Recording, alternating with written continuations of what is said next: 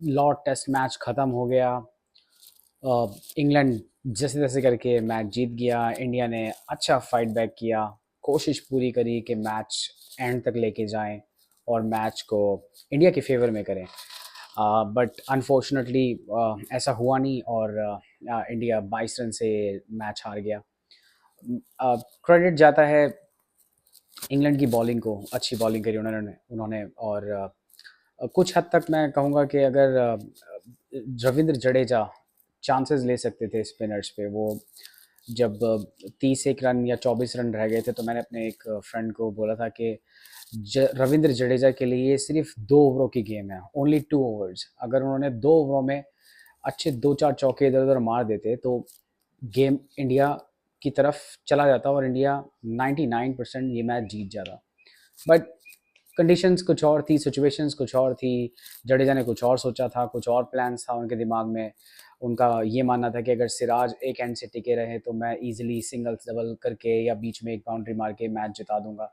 जाहिर सी बात है, एक विकेट आपके हाथ में है तो आप कितने ही एफर्ट्स लगा सकते हैं। बस एक बॉल का गेम होता है कि एक अच्छी टप्पे पे बॉल पड़ी और उस पर विकेट आ गया और मैच खत्म। वैसा ही हुआ। ये सोचना चाहिए था मिडिल ऑर्डर बैट्समैन को, स्पेशली टॉप ऑर्डर बैट्समैन को, कि टारगेट ज़्यादा नहीं है। जो ओपनिंग पार्टनरशिप है वो बहुत क्रूशल होती है जब आप फोर्थ इनिंग का टोटल चेस कर रहे हो। तो अगर इन स्टार्टिंग में ही इंडिया 50 60 रन की एक छोटी पार्टनरशिप करता तो नीचे वालों के लिए टारगेट बहुत इजी हो जाता। फिर अगर बल्क में 3 4 विकेट गिरते भी तो बैट्समैन को यही लगता है कि नहीं, थोड़े से रन है, हम इजीली रन चेस कर जाएंगे। एक और जिक्र मैं करना चाहूँगा कि अगर इंडिया 487 ऑल आउट नहीं होता और वो ऋषभ पंत का रन आउट नहीं होता, तो अगर इंडिया के पास 30 40 रन की उस टाइम पर लीड मिल जाती तो शायद वो ही कुछ अलग रिजल्ट निकालती और जो ये मार्जिन है 22 रन का, ये शायद इंडिया के फेवर में मैच जाता। बट इफ़ एंड बट्स, किंतु परंतु, ये सब तो चलता ही रहता है लाइफ में और ये क्रिकेट है। एक को हारना है, एक को जीतना है। जो बेहतर खेलेगा वो हारेगा, जीतेगा सॉरी, और जो ख़राब खेलेगा वो हारेगा। लेकिन इंडिया ने ख़राब नहीं खेला है। कुछ पॉइंट्स इक्का दुक्का ऐसे मोमेंट्स आए हैं जहाँ पे इंडिया डोमिनेट कर सकता था, लेकिन इंडिया ने अपनी गलती से विकेट्स गिराए। मैं जिक्र करूँगा ऋषभ पंत के रन आउट का, करुण नायर के विकेट का और शुभमन गिल। अगर वो उनको पिछले मैच में आपने देखा, उनको आउट करना बड़ा मुश्किल हो रहा था। 400 से भी ऊपर रन बना दिए उन्होंने एक ही मैच में, जो वर्ल्ड रिकॉर्ड है। और अगले ही मैच में इंग्लैंड प्लानिंग के साथ आया, उनको एक चैनल में बॉल डाला, फोर्थ स्टंप वाले चैनल में, और दोनों इनिंग में उन्होंने मुझको शुभमन गिल को वहीं फंसाया। तो शुभमन गिल ठीक है, अब उनको लुक आउट करना पड़ेगा कि क्या ऐसा है जिसे वो इम्प्रूव करे, अपने चौथे टेस्ट मैच में आके स्कोर करे। वो करेंगे, उनका ऐसा कुछ नहीं है। वो एक आधा इनिंग ख़राब हो जाती है, that's a part of the cricket. But India के फेवर में ये गेम जा सकती थी अगर कुछ पॉइंट्स पर इंडिया ने अच्छे से परफॉर्मेंसेस दी होती। खैर, रिज़ल्ट निकल आया मैच का। इंग्लैंड ले गया मैच, 2-1 से लीड पर है सीरीज़ में। 2 मैच बाकी हैं, आगे देखते हैं क्या होता है, कैसे इंग्लैंड परफॉर्म करता है, कैसे इंडिया परफॉर्म करती है। इंग्लैंड के लिए थोड़ा सा मुश्किल हो जाएगा क्योंकि उनके स्पिनर, जो इंग्लैंड के हिसाब से बहुत अच्छे स्पिनर्स हैं, तभी वो इंग्लैंड के 11 में है। शोएब बशीर, वो रूल आउट हो गए हैं बिकॉज ऑफ द इंजरी। और मेरा अपना पर्सनल मानना है कि शोएब बशीर इतने अच्छे तो स्पिनर है नहीं, but I don't know, England के पास ऑप्शंस नहीं है स्पिनर्स का, या उनको लगता है कि यही बेस्ट हैं। पर ठीक है, उनके जाने से इतना कोई फ़र्क पड़ेगा नहीं इंग्लैंड को। मेरे ख्याल से वो एक और फास्ट बॉलर खिला लेंगे। खैर, ये चलता रहेगा और इंडिया में मुझे नहीं लगता कि कोई चेंजेस इंडिया करेगा क्योंकि परफॉर्मेंस बहुत अच्छी थी। एक आधा इधर उधर हटा दिया जाए, पता नहीं करुण नायर खेलेंगे अगला मैच या नहीं खेलेंगे। मुझे लगता है कि एक मैच का और उनको चांस देना चाहिए करुण नायर को। धीरे धीरे वो अपने पटरी पर आ रहे हैं, बट हो सकता है अगले मैच में वो अच्छा स्कोर करें और अपने आलोचकों का मुंह बंद कर दें, यू नेवर नो। तो मेरे हिसाब से करुण नायर को एक मौका देना चाहिए। रेड्डी भी अच्छा उन्होंने दिखाया, थोड़ा सा मैं कहूँगा एक एक टेम्परामेंट दिखाया कि हाँ, मैं विकेट पे टिक सकता हूँ और सिंगल डबल या टाइमली बाउंड्रीज मार सकता हूँ। बट वो जो इम्पैक्ट होता है ना एक प्लेयर का, वो इम्पैक्ट नज़र नहीं आ रहा है।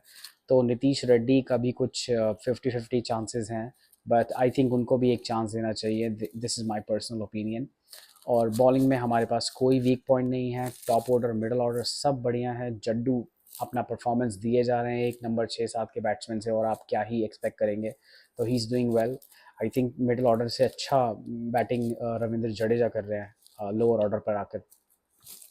ये तो रहा मैच का समरी। मैं जो अभी डिबेट्स चल रही है, जो अभी कहते हैं ना कि वायरल, और आई वुड से दैट जो अभी करंट जो जो टॉपिक है, हॉट टॉपिक, और जिस पे कॉन्वर्सेशन चल रहा है, वो है अंपायर्स कॉल और डीआरएस टेक्नोलॉजी।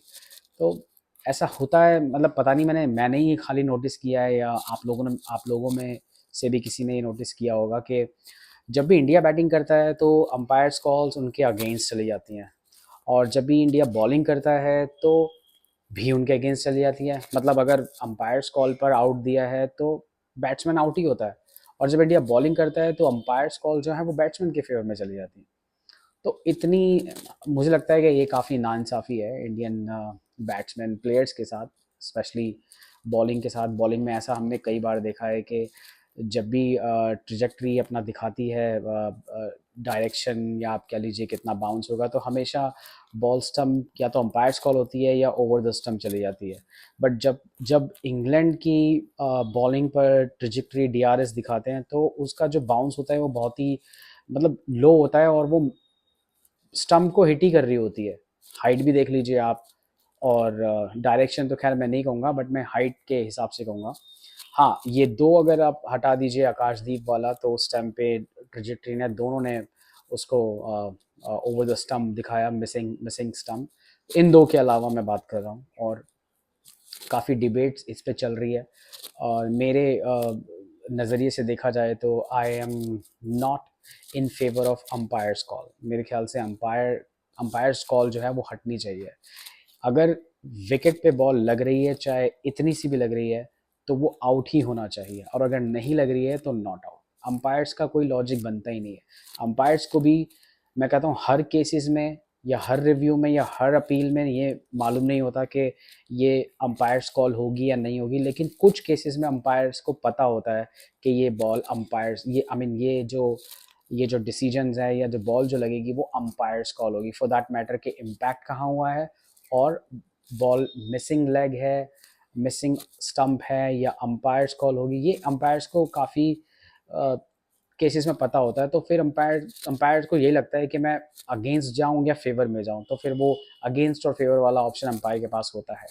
ये मेरा अपना पर्सनल ओपिनियन है, अपना अपना मानना है। पता नहीं ये बात कितनी सच है या नहीं है, आप लोग एग्री करेंगे या नहीं, बट किन्हीं केसेस में अंपायर्स को पता होता है कि ये अंपायर्स कॉल होगी, और वो या तो जानबूझ कर उसको आउट देते हैं, जानबूझ को उसको नॉट आउट देते हैं।